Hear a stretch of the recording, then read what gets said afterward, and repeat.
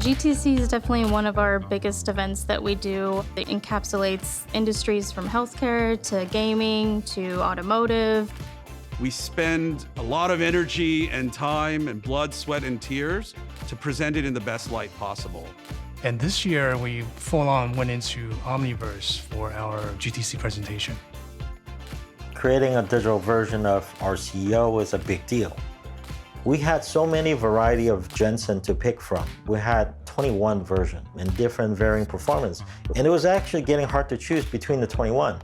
I focused a lot on Drive Sim and helping them build real-time asynchronous rendering worlds.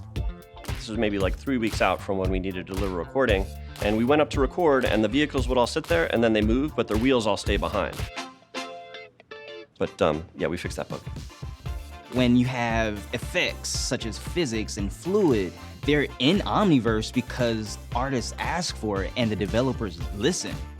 Our creative team is now an extension of our engineering team, which is really remarkable.